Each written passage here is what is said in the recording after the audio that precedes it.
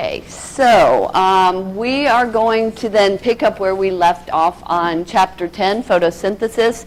And when we left off, we were on page 62, Concept 10.3, and getting ready to look at the light-independent reactions. So let me just jump ahead to where we left off. And before I get into the light-independent reactions, I want to take a few minutes and just recap what we went over in the light-dependent reactions. So once again, this is over on page 64. This is the sketch that I'm recommending that you know for the test. And what we did last time is we looked at the major inputs and outputs of photosynthesis. So remember, it all begins with sunlight energy, and those are the photons in the sunlight are being absorbed by the chlorophyll in two different photosystems. Photosystem 2, which has P680, and photosystem 1, which has P700. And then once those electrons are energized, they're going to jump to two different electron transport systems. So in these electron transport systems, remember, we have redox reactions going on in each one of these. And then at the end, they are going to be carried out by NADPH out into the stroma. This blue area is the stroma. And that's where they're going to enter the light-independent reactions and be cashed in for sugar. That's the whole point of the light-independent reactions in the stroma. Remember, we talked about the green grana here. These are the light-dependent reactions because this is where the chlorophyll is, and chlorophyll is a light-absorbing pigment molecule. And out here, the stroma, which is the syrup on the pancakes, that is where the sugar is made. So the only other thing to look at here, well, two more things, is since these electrons are being carried out by NADPH, they have to be replaced by water, the electrons in water. So water is split. Remember, the term for that is photolysis, using photons or light in order to split water. Water is split into three things. The oxygen in water goes out as a waste gas. The protons from water accumulate inside, and the electrons replace those carried out by NADPH. So what happens to this proton or hydrogen ion reservoir? These protons then set up a gradient where you have a higher concentration inside than out, and as they flow through, and so they're allowed to flow through the ATP synthase channel. What do you remember about ATP synthase? Ends in ASE, so it's an enzyme, right? And that's the enzyme that's needed to convert ADP to ATP. So it has to have those protons flowing through, and that process we call chemiosmosis. So this is, again, what I call the 2-2-2 system. We have two photosystems, two electron transport systems, and two products, ATP and NADPH. These two then are going into the light-independent reactions in the stroma, where they're going to ultimately be cashed in for sugar. But this is a cyclic pathway, folks. So if you remember anything about cyclic pathways, you remember you keep adding a reactant so you keep getting a product, but there's intermediates that are always present. So we have three intermediates I'm going to be talking about. Our major reactant from the environment here is CO2, and our major product is sugar. Whereas when we were looking at the light-dependent reactions, our major reactant from the environment was water and sunlight, and our major products where oxygen is going out as a waste product, but the point of it is to produce ATP and NADPH, which are products of the light-dependent reactions, but reactants into the light-independent reactions. So remember, that's why I want this on plain white paper, because you have to look at these arrows. Remember, the arrows always point towards the product. So going on then to concept 10.3, which specifically then looks at the Calvin cycle and the light-independent reactions. This is on page 62 of the course outline.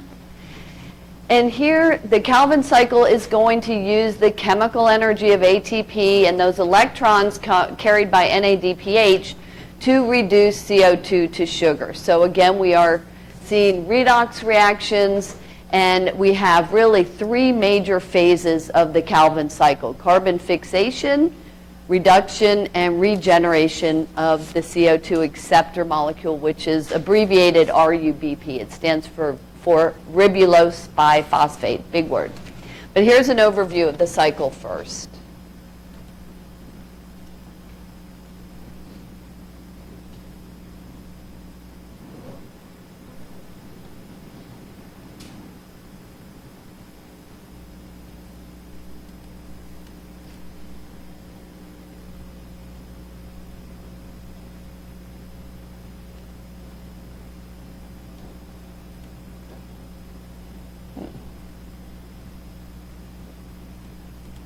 The leaves of this plant have cells that carry out photosynthesis. If we zoom in on this photosynthetic plant cell, we can see the chloroplast, where reactions of photosynthesis occur.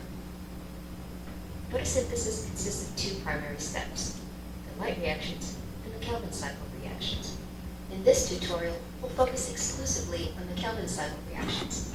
The overall purpose of the Calvin cycle is to convert carbon dioxide from the atmosphere to carbohydrates, or sugars, which the plant needs to power its cellular activities and build new plant structures.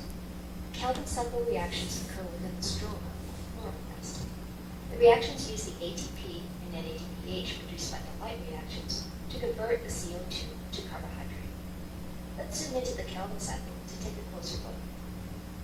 The Calvin cycle can be divided into three phases: carbon dioxide fixation, carbon dioxide reduction, and regeneration of RUBP. The first phase, carbon dioxide fixation, basically captures the CO2 from the atmosphere so it can be used in the reactions.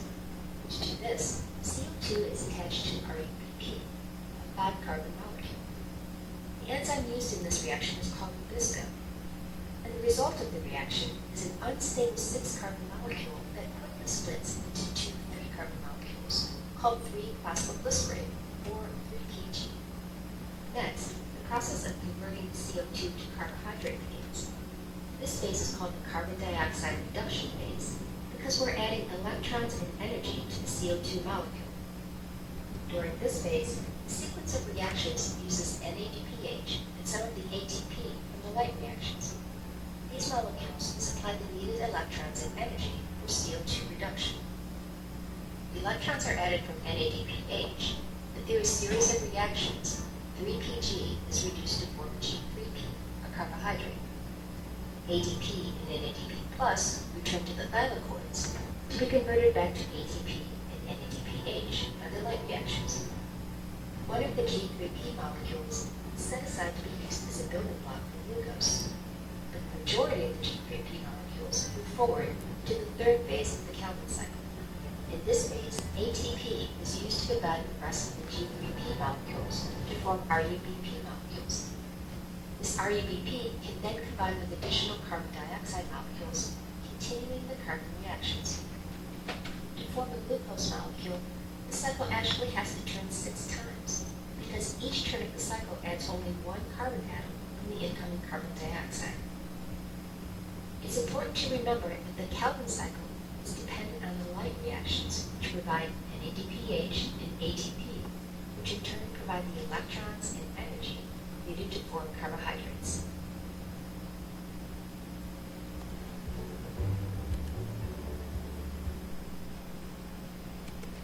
Okay, so we're going to look then at the three phases of the Calvin cycle, beginning with carbon fixation. And this is probably the most important, or one of the most important reactions, really, in all reactions for us, because what plants do here is they take CO2, which remember is inorganic. Do you remember what two elements you need to be organic? Carbon and hydrogen. So CO2 has carbon but no hydrogen.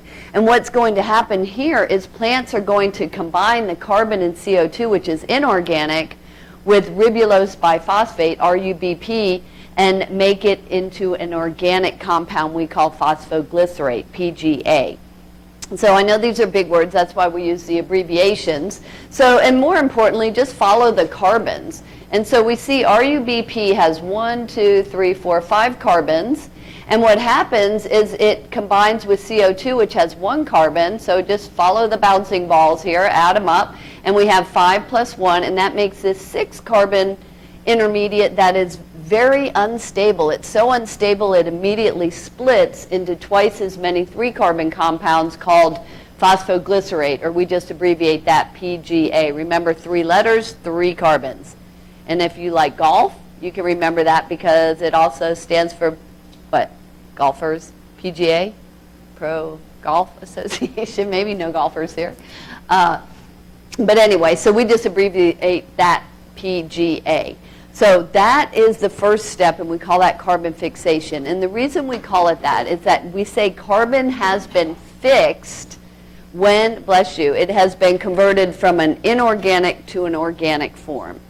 And so if you get a question that says, what molecule is needed to fix CO2, in other words, what is the reactant, what would that be? RUBP or PGA? Which one is the reactant? RUBP, right. So that molecule is needed to fix CO2. What is the product of CO2 fixation? Then you would say PGA. So that, again, is an important reaction. And what are you adding from the environment to keep this reaction going? CO2, right? So we're adding CO2 from the environment, and that's carbon fixation. The next thing that happens is a series of reactions here that involve reduction reactions. This is phase 2, where we're essentially rearranging these carbons a little bit and turning that PGA into another molecule known as, I call it PGAL, phosphoglyceraldehyde, also known as glyceraldehyde 3-phosphate, also abbreviated G3P. And here's the thing, folks, if you ever take organic chemistry, you spend a lot of time naming compounds, and you'll find that many of them have more than one name. So on your sketch, I think it's simpler to stick with PGA and then PGAL, rather than PGA and G3P, but you can choose either one.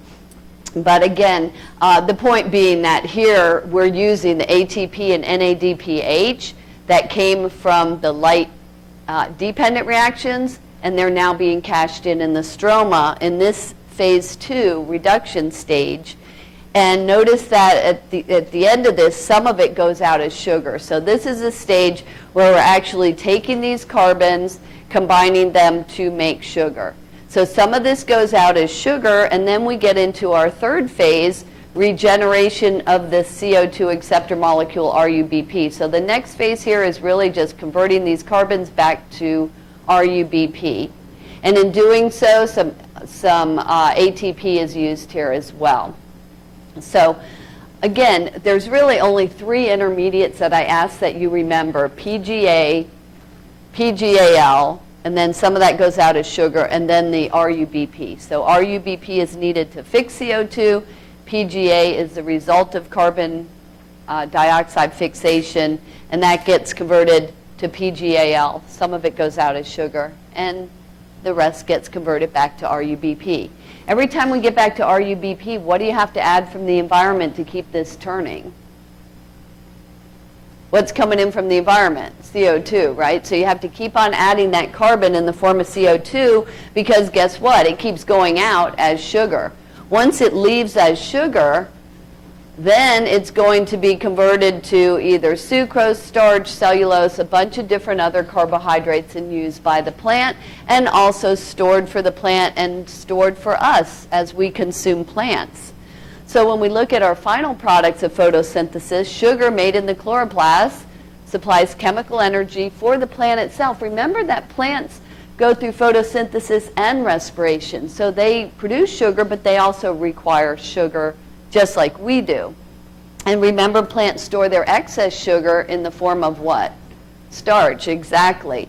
And so that's primarily found in things like roots, tubers, which are also roots, sort of like potatoes, sort of swollen roots, seeds, and fruits. Sucrose, remember, is a disaccharide. That's our transport form of sugar. Because most photosynthesis is occurring in the plant leaves, then it transports it to the rest of the plant because all the cells are going to need sugar in order to make ATP.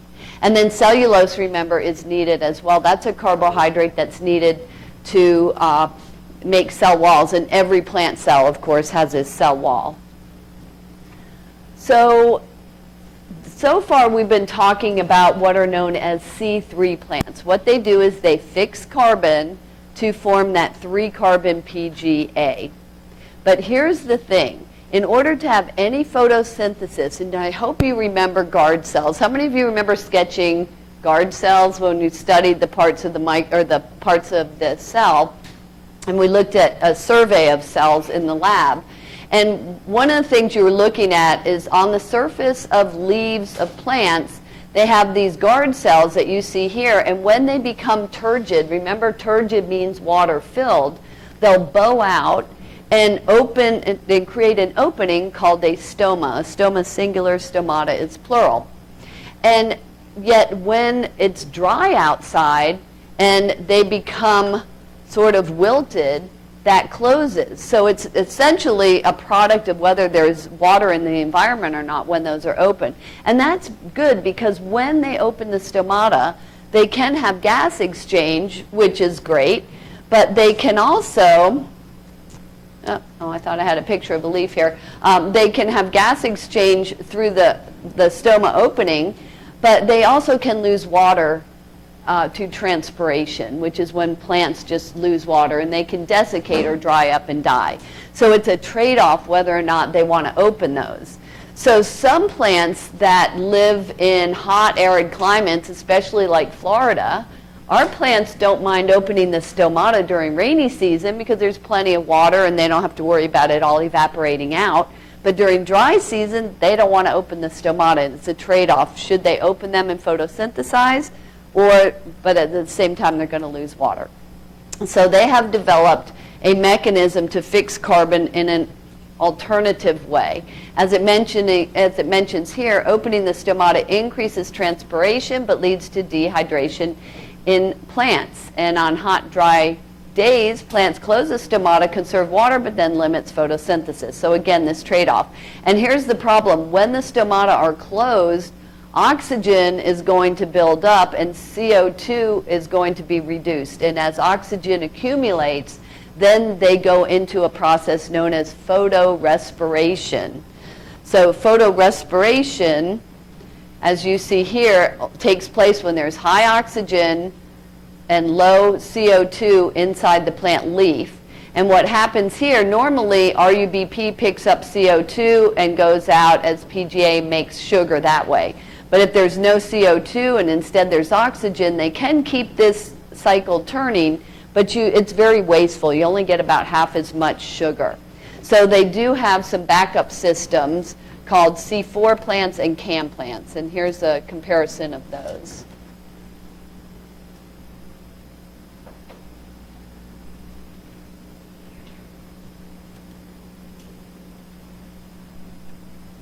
Photosynthesis is the process by which plants capture the energy of the sun to make carbohydrates. There are minor variations in how plants do this, depending on the environment in which the plant lives. In this tutorial, we'll look at the differences between the three types of photosynthesis: C3, C4, and CAM.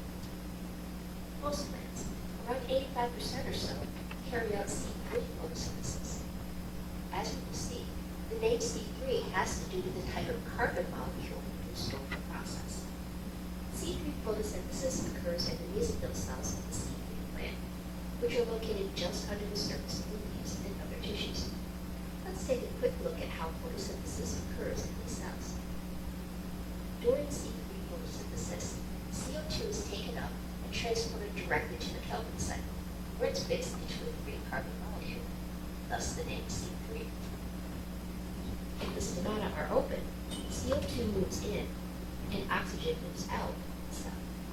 But under hot or dry conditions, when the stomata are closed, oxygen accumulates, which inhibits the amount of C3 that can be made. Some plants have evolved an adaptation that allows them to be successful in hot and dry conditions. These plants carry out C4 photosynthesis instead of C3 photosynthesis. During C4 photosynthesis, CO2 moves into the mesophyll cell and is immediately fixed into a 4-carbon molecule, thus the name C4 photosynthesis. But the anatomy of the C4 plant is different from that of the C3 plant. A somewhat simplified version of this process is shown here. In the C4 leaf, chloroplasts are located in mesophyll cells. They are also located in bundle sheath cells, which surround the leaf vein. CO2 moves from the mesophyll cells into the bundle sheath cells, where the Calvin cycle occurs. This shields the plant from the oxygen buildup that would otherwise occur when the stomata are closed or in dry conditions. A second way of addressing the problem of oxygen is to change the timing of photosynthesis. This is called canned photosynthesis, and in many ways it's similar to C4 photosynthesis, except that the timing of the process changes. During canned photosynthesis, CO2 is taken up during the night when stomata are open and is fixed into a 4-carbon molecule. It's then stored until daylight as an intermediate molecule, which gives the canned cycle its name. This adaptation allows photosynthesis to occur in drier climates that involve C3 and C4 photosynthesis. A great example of a canned plant is the cactus. Let's do a quick review. During C3 photosynthesis, CO2 is taken up and transported directly to the Calvin cycle. The C4 pathway alters the location of photosynthesis, and the canned pathway changes the time. Both of these adaptations allow some plants to survive in environments that are less than ideal for the typical C3 plant.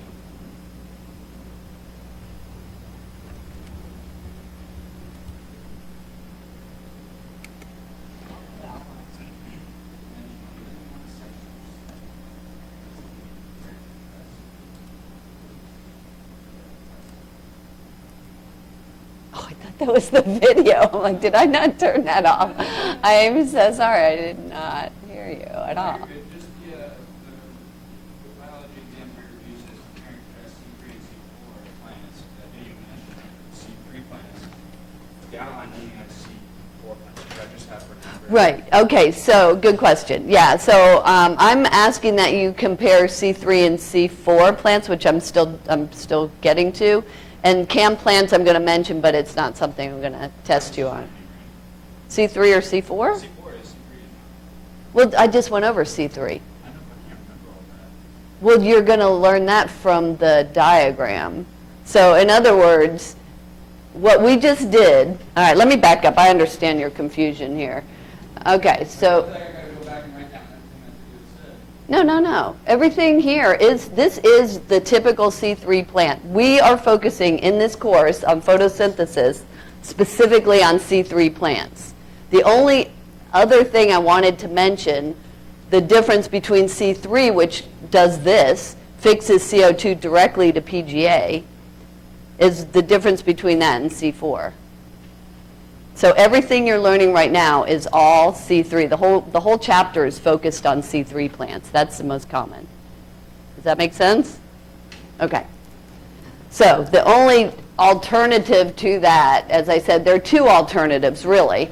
And so for C4 plants, you have a backup system. So this is your typical, so the Calvin cycle is a C3 plant.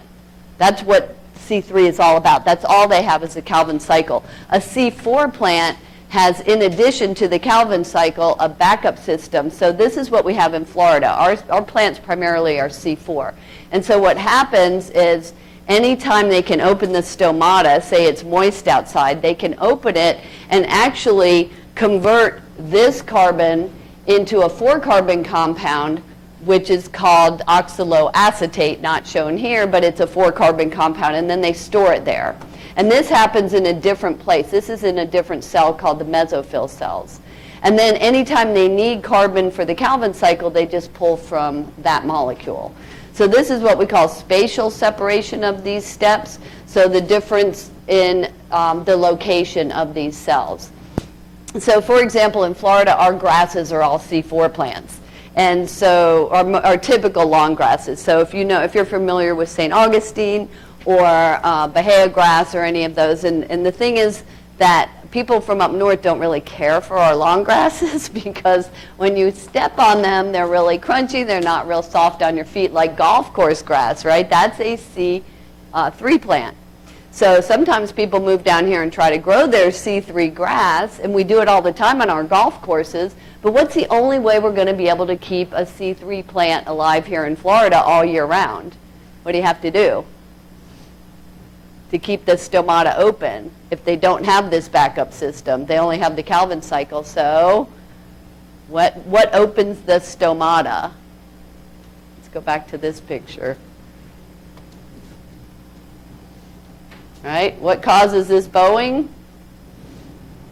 Yes, thank you, water. So that causes that turgidity to bow out. So that's the problem with golf courses here in Florida. You have to water them and to keep them photosynthesizing correctly. So we can grow C3 plants down here, but again, it's energy intensive, especially a lot of water. Now, desert plants have temporal separation, which means timing is a little different. So they also can fix carbon, but they only fix it during the night and store it up also as an organic acid. And then in the daytime, they can pull from that carbon into the Calvin cycle. So Jared, to answer your question, the C3 is just the Calvin cycle. The C4 is Calvin plus the organic acid in the mesophyll cells, and then the CAM, which I'm not even asking that you know for test purposes, is also a pre-storage situation. Does that make sense? Questions, anybody? Okay. All right, let's see what you remember about photosynthesis.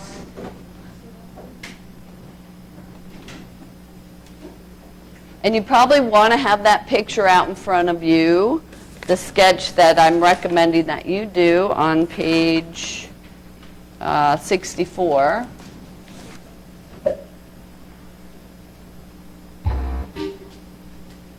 Sorry about that. Okay, and the pin is 607-6428.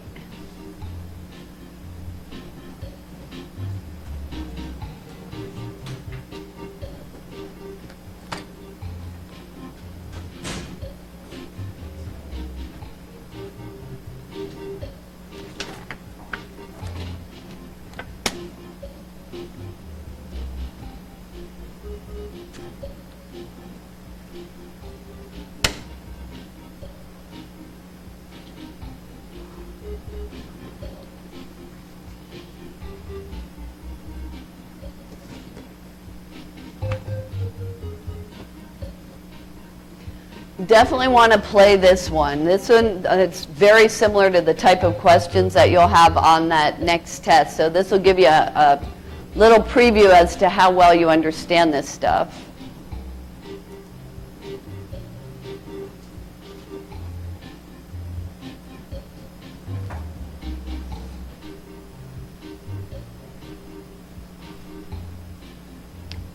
Anybody else still logging on? All right, let's play. So this is going to be 10 questions. Again, looking at primarily what are the inputs and what are the outputs of the light dependent versus light independent. First question, which of the following releases oxygen?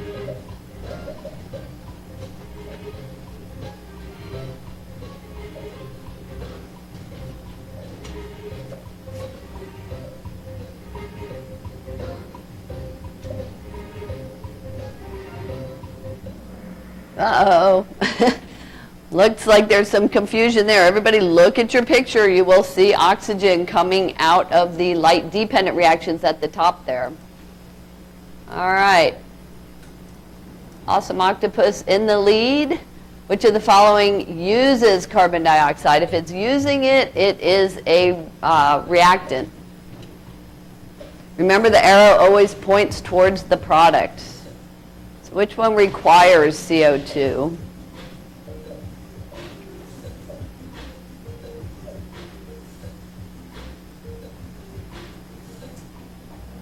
Okay, much better. Light independent. We talked about carbon fixation. That all happens in the light independent reaction. All right. Awesome octopus in the lead. Which of the following produces ATP?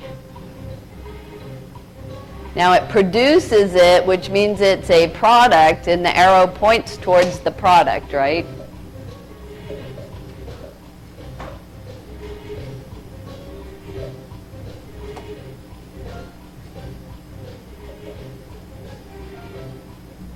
All right, good job. Light dependent. So it's used or produced in the light dependent and used in the light independent reaction. Up 3 places, Epic Wombat is the highest climber. Which of the following uses NADPH? Uses it. That means it's a reactant.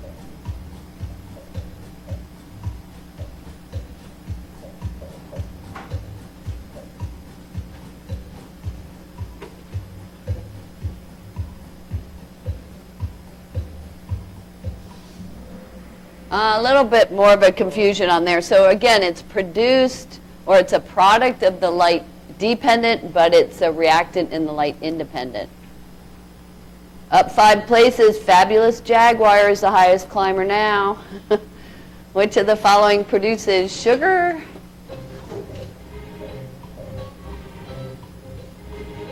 I hope everybody knows this one. That's the whole point of this process.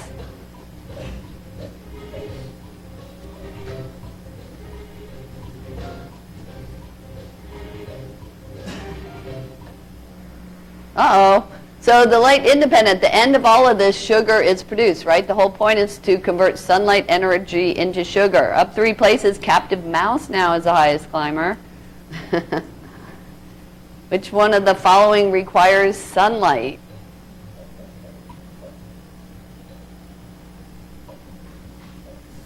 Hint, light, sunlight.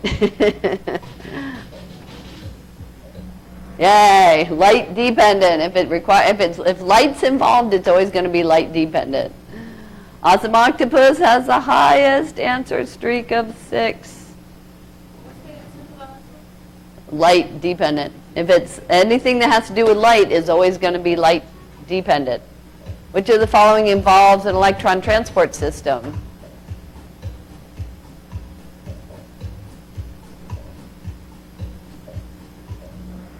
Uh-oh. Look at your pictures, folks. There's only electron. Anything that's in the green is light dependent. Otherwise, it's light independent. Carrying ostrich has the highest answer streak of 7. Which of the following involves photolysis of water? Uh-oh, there's that photo word. What does photo mean?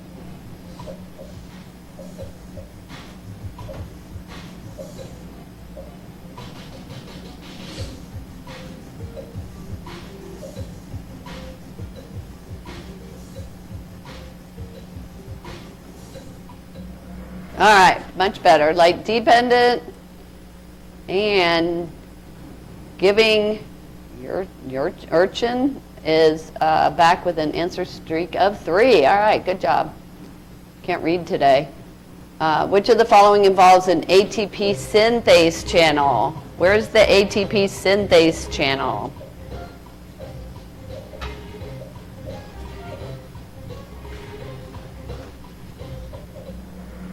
Okay, look at the picture. Anything in green is light dependent. The ATP synthase channel is there in green. Brave Llama has the highest answer streak of 9. Last question, who's going to win?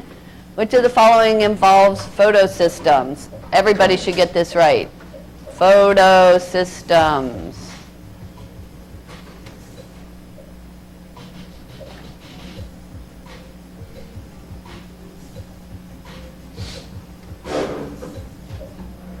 Ah, photo meaning light, light dependent. If you see the word photo, that always means light. And there's our 3 winners. Congratulations, folks.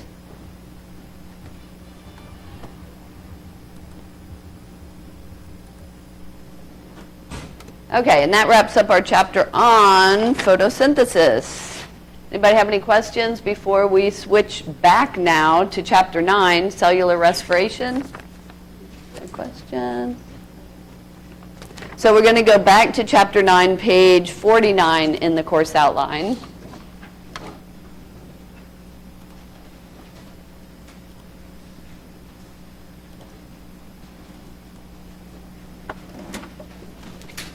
And page 164 in the text.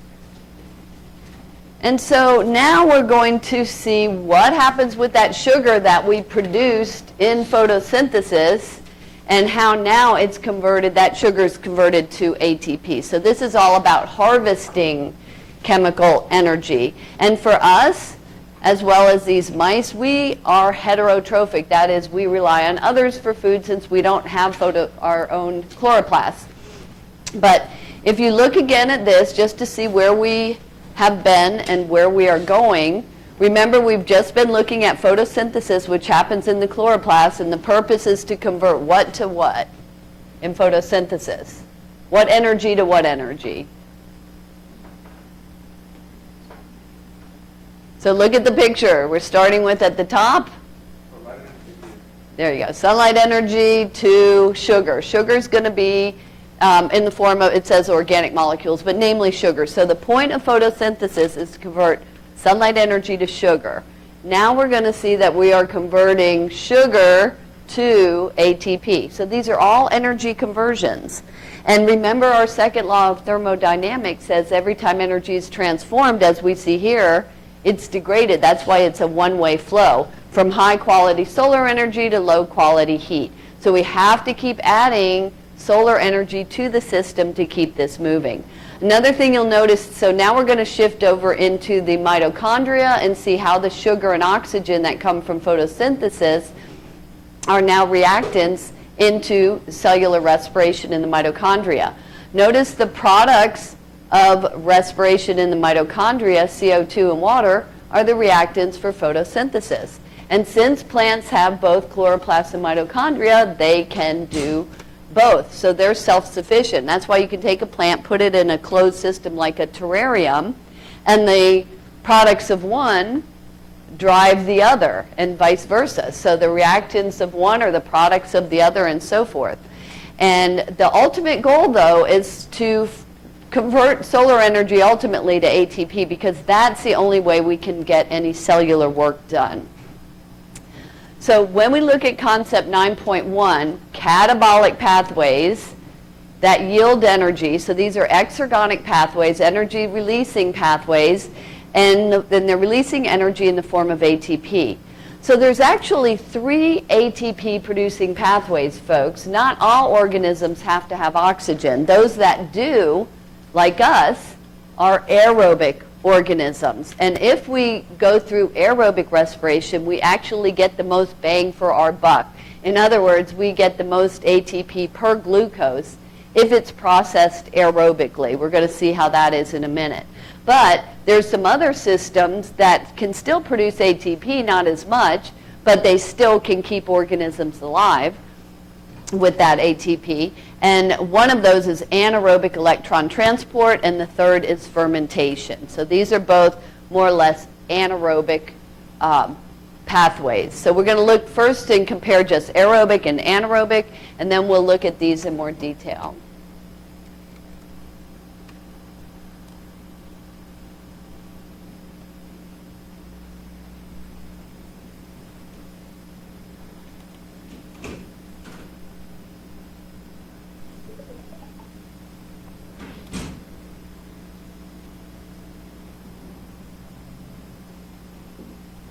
Respiration is just breathing, right? Wrong. Respiration is the chemical process that supplies the body with energy for all other life processes. Growth and repair of cells, muscle contraction, protein synthesis, sending nerve impulses, absorbing molecules, and active transport, to name just a few. It happens in all living cells, not just animal cells, but also plant cells. There are 2 types of respiration: aerobic and anaerobic respiration. Aerobic means with air, and so needs oxygen, whereas anaerobic respiration doesn't need oxygen. Let's start by looking at aerobic respiration. Aerobic respiration releases energy in cells by breaking down food substances whilst in the presence of oxygen. represented by this simplified equation. But don't forget the energy which is released. Glucose is broken down by oxygen to release the byproducts of carbon dioxide and water. Energy is released, which is then used to make a special energy molecule called ATP. ATP is how energy is stored for later use by the body.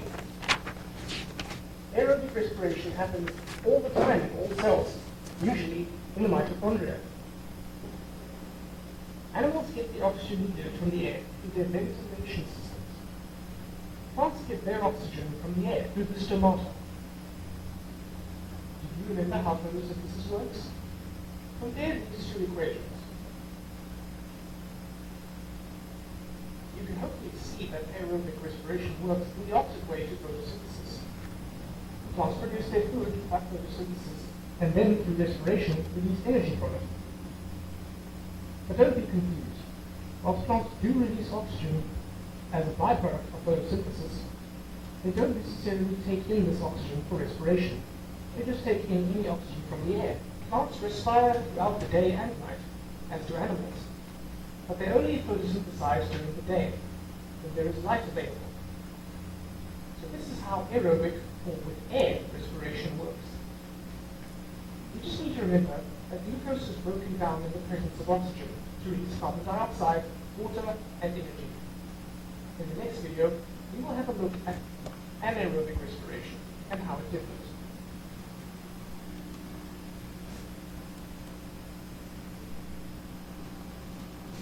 Okay, so that is the aerobic respiration and now the anaerobic respiration, which includes anaerobic electron transport and fermentation.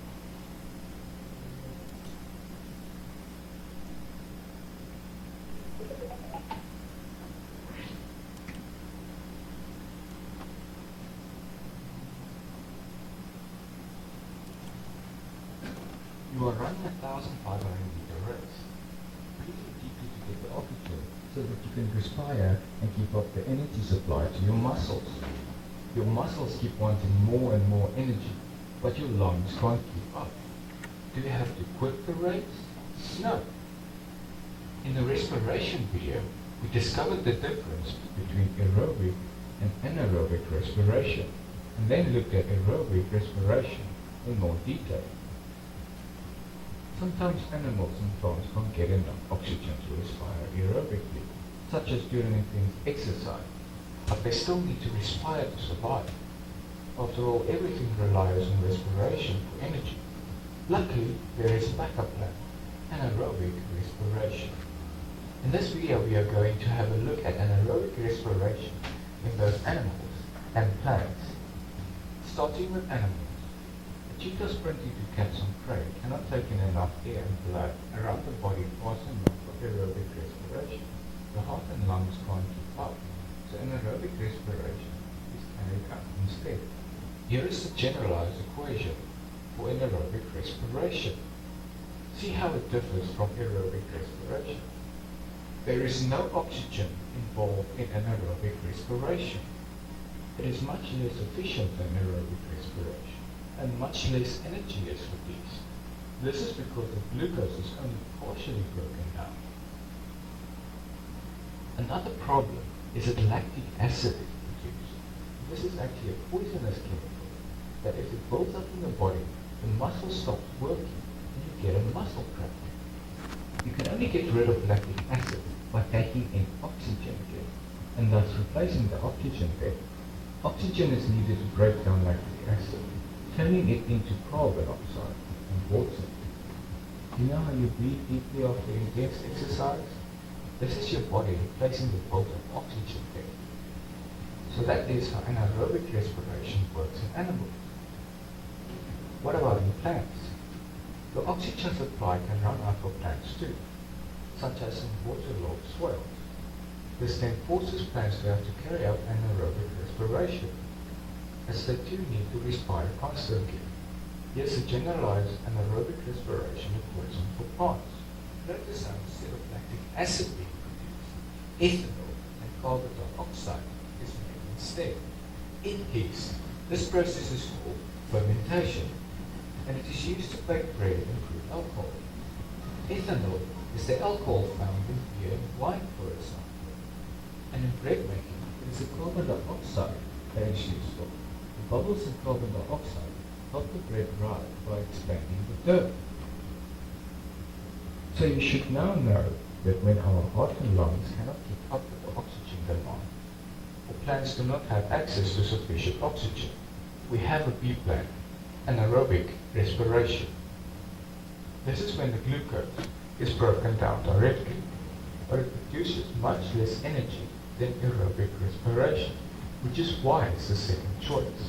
And in animals it produces lactic acid as a byproduct, which causes muscle cramps, and so we end up with an oxygen debt which needs repairing after exercise has stopped.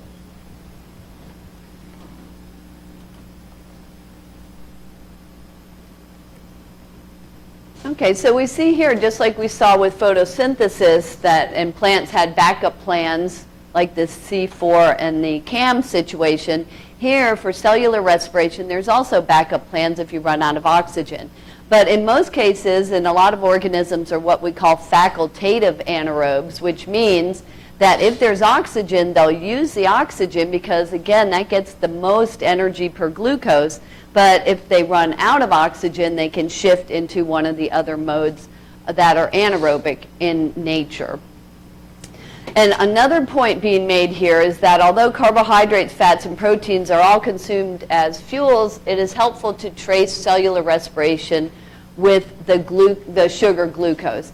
So keep in mind, if your body has carbs, it's going to use carbs first, right, for energy. But if you run out of carbs, what's your body going to use next? What's your storage form of energy? Exactly, fats, right? Hopefully you're never going to get to a situation where you start cannibalizing your own tissues, and that's where the protein would come in. It's not really a great source of energy, and certainly if you're in a starving situation and you start breaking down your proteins, there's a good chance you're going to die of a heart attack, right? Because that's one of your most important muscles. And so that's in order. We like to start with glucose. And we see here then the glucose that's coming out of photosynthesis is going to be oxidized. The oxygen is reduced. So once again, we are going to see oxidation reduction reactions. And I just want to remind you that these are electron transport systems located in membranes that are passing electrons that come in from different reactions from one molecule to another. And every time that these electrons are passed via redox reactions, you guys remember this? Redox reactions, that energy is released at each step of the way. And that energy then is used to make ATP. That's the point of these reactions. So we're going to see electron transport systems again. And this time, one of our major electron carrier molecules is NAD+. It's a coenzyme. So we talked about NADPH in the last chapter. This time we're going to be talking about NADH. Very similar molecule, only it's missing the phosphate. But let's say these electrons then are coming up. Remember, if they come in, they're coming in the form of NADH. That H tells you it's a donor. It's already got hydrogens. It's ready to drop them off, and it will go back out as NAD+, which is an acceptor molecule. So one of these molecules then would represent NADH coming in, and it kind of represents stored energy compared to ATP. I always think of it as sort of like checks versus cash. If you have a check, you have to take it to the bank. Think of the electron transport system here as the bank, where these molecules are coming in, or these checks like NADH are cashed in, and ATP is the cash. So if you get some of these reactions yield ATP directly, that's like cash. Your cells can use it right away. Some of them yield NADHs, and that's like indirect energy, or like checks that have to be cashed in an electron transport system and ultimately converted to ATP. Once again, why do we do this step by step by step by step rather than just break all the bonds in your carbohydrates at once? If we did that, just like a bomb would have an explosive release of energy and would go up in flames. So instead, by passing them step by step in releasing little spurts of energy, we get a controlled exergonic reactions that release enough energy to make ATP but not have us go up in smoke. Another thing to notice here, that when the hydrogen is split, the electrons from NADH, the electrons will go through the electron transport system. Again, we're going to see protons accumulating, and often these protons will come in at the end and need to be picked up by some kind of molecule, and often that molecule, at least in aerobic respiration, that molecule is oxygen. Oxygen comes in, picks up the electrons and protons, and goes out as water. So we're going to see, as we look at these different pathways, one of the things that is unique to each pathway is what is the final hydrogen acceptor. And in this case, in aerobic respiration, it is oxygen. And that's a good thing, because if it's oxygen, it makes it all the way down the stairs. That maximizes ATP. Every step releases more energy to be picked up by ADP. And so the more steps, the more energy.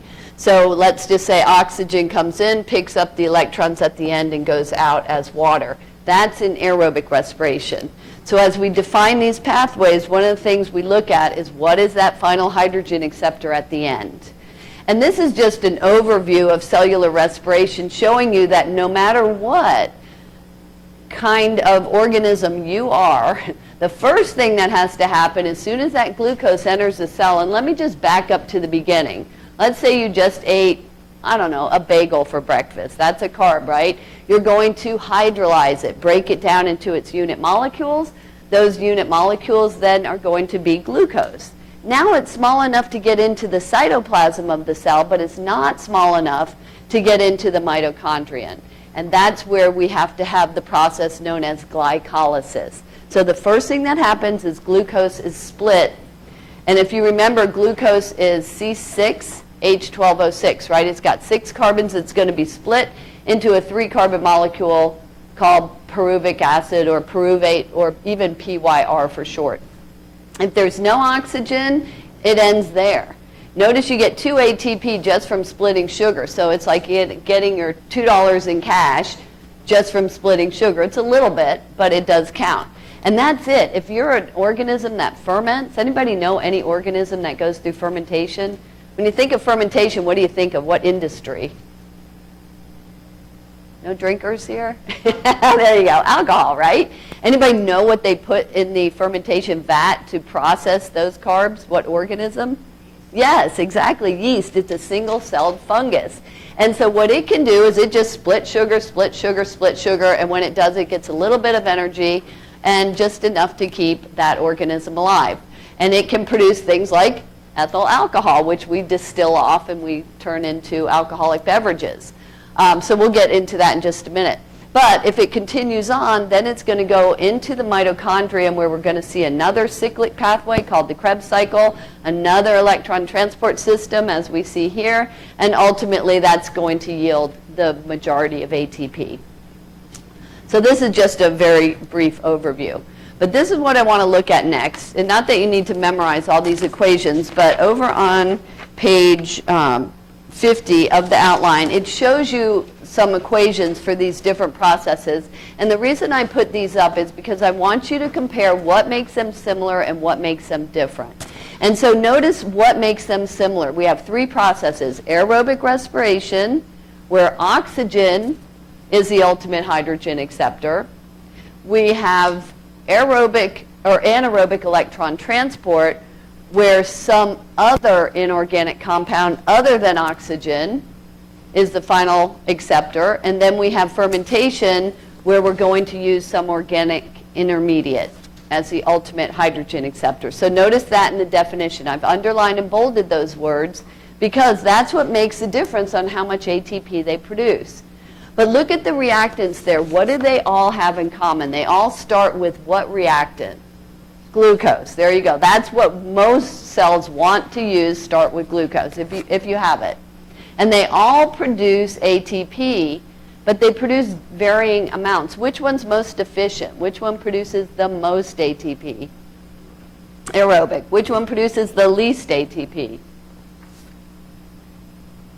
right? Only two, fermentation. And then this one in the middle is anaerobic electron transport. So what also is the difference here? So aerobic respiration, we're going to spend a lot of time talking about that next, but I want to briefly talk about anaerobic electron transport and fermentation before we get into that. And notice anaerobic electron transport uses an inorganic compound other than oxygen as a final hydrogen acceptor. And in this reaction, it's using sulfate. Here's sulfate, and what sulfate does is it picks up the hydrogen and goes out as hydrogen sulfide gas. Anybody ever smell sulfur? It smells like rotten eggs, right? So if you've ever gone by the Indian River Lagoon, for instance, and smelled that horrible smell, what's going on there is anaerobic activity. And this happens when you have organisms that are like trapped in algal blooms and they're anoxic, which means they lose a lot of oxygen. And so those organisms shift from aerobic respiration, where the products are water and CO2, which you don't smell, into an anaerobic mode like this, which produces hydrogen sulfide gas, which you do smell. So when you smell, that's usually a sign of anaerobic activity. The reason you only get 4 to 26 ATP in this process is it doesn't make it all the way down the stairs. How far down does it get? It depends on what that final hydrogen acceptor is. If it's sulfur, it might get halfway down, and maybe you get, I don't know, somewhere like 12 ATP, or something else only just a little ways down. So the point, again, is that this is not as efficient as aerobic respiration, but it does involve an electron acceptor or an electron transport system, just like you have with aerobic. Now in fermentation, remember, this doesn't even have any electron transport system. All you're doing here is splitting sugar. That's why you only get 2 ATP. It only involves glycolysis. And so what is going to be your final hydrogen acceptor? So you don't have an electron transport system. Instead, these electrons that come off have nowhere to go, so they end up recombining with some intermediate in that process and forming these different end products, like ethanol in the fermentation industry and lactic acid fermentation if you're looking at something like your mussels. And we're going to talk about those also. But keep in mind, folks, that the whole thing is, and if you've ever tried this, you know that if you lift weights, that you can't lift weights and hold them up over your head forever. At some point, you're going to drop them. Why? Because you've run out of oxygen. So just like the clip I showed you, if you do a sprint, whatever you're doing for anything you're doing aerobically, at some point you deplete your cells of oxygen. And what do your cells do? They have no choice but to fall into an anaerobic process as sort of a protective mechanism. And that produces things like lactic acid, which is toxic to your muscles and makes you tired. And then you drop the weights and you breathe and you get oxygen back up again. So, for example, then when you're doing aerobic activities, the most important thing is not providing the sugar. You can always eat more sugar. That's not the problem. The most important thing is keep providing oxygen to your cells, so every glucose that goes into this results in the maximum number of ATP possible, so that the runner can run the longest distance. And so there's been all kinds of things done to try to increase oxygens in athletes so that they, especially if they're in competitive situations. So in the Olympics, for instance, how many of you have heard of blood doping? Anybody? Lance Armstrong? No? Yeah, so I'm going to show you a clip on that. But before I do that, another thing I wanted to mention is women. What's the most probably aerobically challenging exercise you'll ever do in your life? Yeah, give birth, right? It depletes oxygen so quickly that what do they teach you before you give birth? How to breathe, right? They actually give you lessons on breathing, because the other thing is whether you're lifting weights or pushing a baby out, when you're straining, you tend to hold your breath. That's the worst thing you can do. So they're always telling you, breathe, breathe, breathe. And so this clip on blood doping kind of explains a way to increase your oxygen in your blood so that you can keep pumping out the maximum ATP.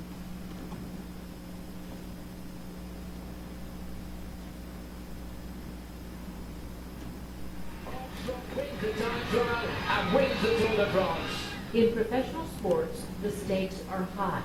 Athletes want to win. It's you versus the clock, you versus the other competitors. you against yourself. And there's big money. Some will do whatever it takes to be the best.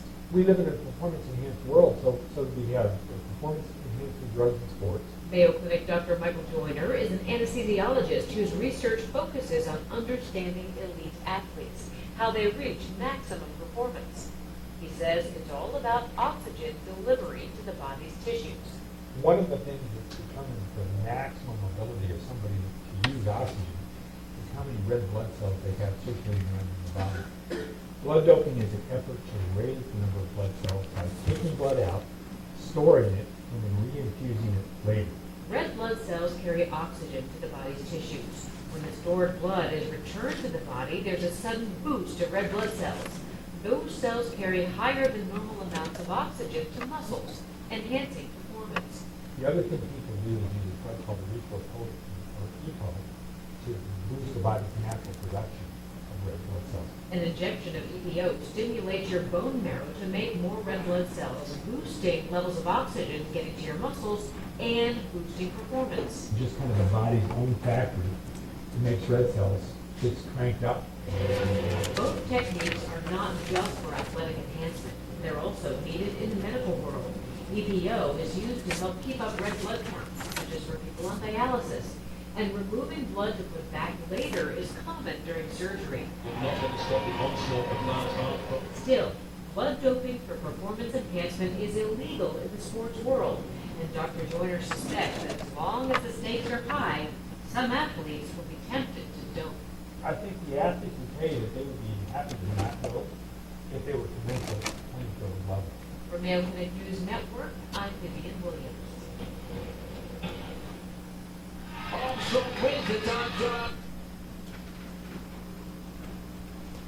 So again, the idea here is to maximize oxygen, and in fact, so it's illegal in the games. It also can be dangerous too, because it induces a condition called polycythemia, which is many red blood cells, which can literally thicken your blood and affect other systems.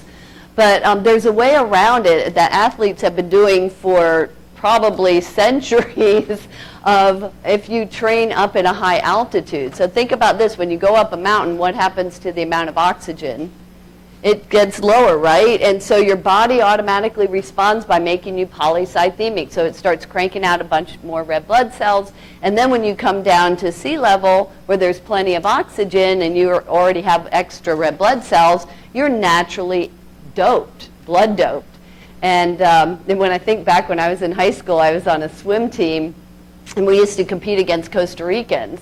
And they would come to Florida, and they would beat us, and we would go to San Jose, the mountains of San Jose, and they would beat us. And no matter what we did, they would beat us. And I remember the parents complaining, saying, you know, it's unfair advantage because of their high altitude. And I never really put it together back then. I thought we were just really bad swimmers. But so fortunately now I know I don't feel so bad about our team. But anyway, again, that's the idea, is trying to increase oxygen. The more oxygen, the more, and glucose, of course, the more ATP and the longer distance you can go. So comparing the three ATP producing pathways we've looked at so far, they all use glycolysis. That is, they're all going to split sugar and get 2 ATP doing that. In all three pathways, CO2 is released, except lactic acid fermentation. That's the only exception. So most of them are giving off CO2. And then in aerobic respiration, it produces up to 38 ATP. It really depends on a lot of factors, but that's pretty much max. Anaerobic from 4 to 26, and fermentation just 2. So once again, keep in mind, aerobic is the most efficient, fermentation is the least efficient, only producing 2. And the big difference in that definition is that they have different final electron acceptors. So whatever that final electron acceptor is going to make a difference then on how much ATP is produced. Okay, so I think this is a good stopping place. If you guys have any questions, let me know. Otherwise, have a great weekend. We're going to pick it up here and finish this chapter next time.